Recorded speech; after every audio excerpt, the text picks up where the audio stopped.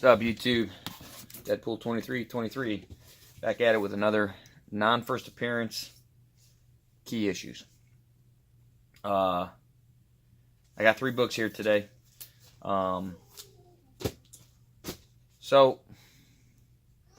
a lot of key issues that don't have first appearance are going to revolve around storylines, right? So that could be a 1-issue storyline. They could be a multiple issue storyline.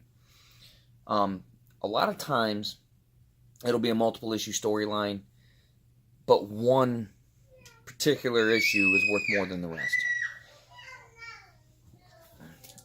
And in that case, we're going to go with Iron Man 128. So classic cover by the great Bob Layton, and mine's autographed by Bob. So this is where he struggles with alcoholism.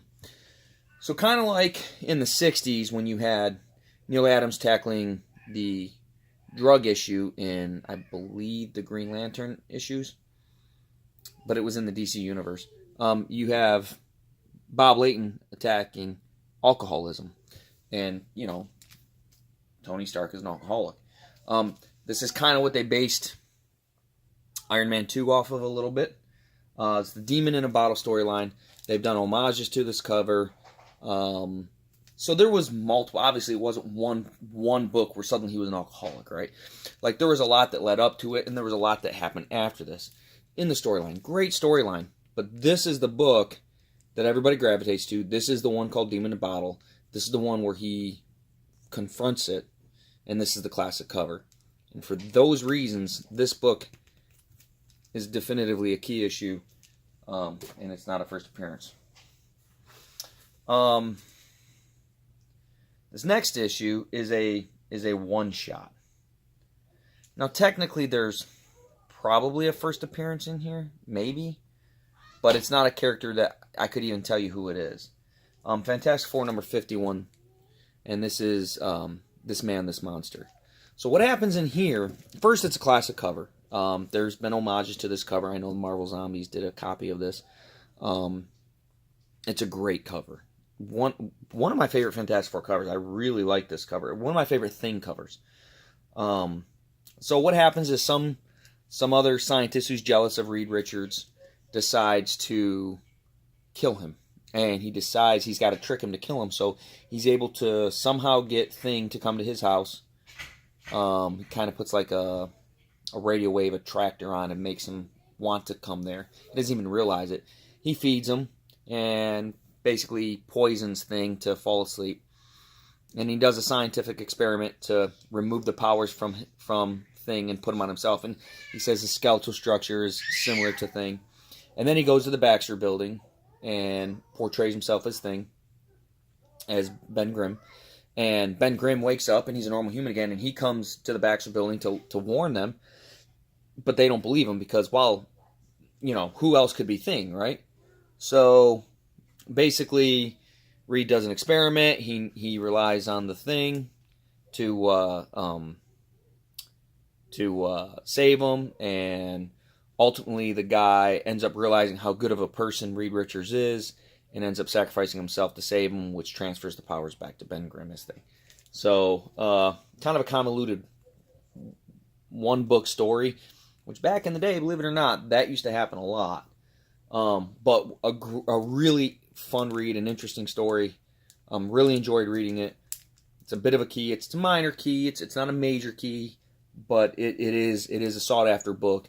And again, you know, the cover art is fantastic. And the last one, so this one isn't so much the storyline. It's Amazing Spider-Man 39. Now, my copy has seen better days. My copy is, you can see they gave Peter Parker a goatee there, and same thing with the Green Goblin. He's got a goatee and blackened in eyes. But so this is the first John Romita Sr.'s artwork on the Amazing Spider-Man title. It's where he took over for Ditko. So that right there makes it a key. But the other thing that makes it a key is it's the identity reveal of the Green Goblin. So that's a huge plot point in any character. So obviously, you know, Silver Age, a couple Silver Age and a Bronze Age book, but that's what makes this a key. You know, it's a good cover. I really like the cover.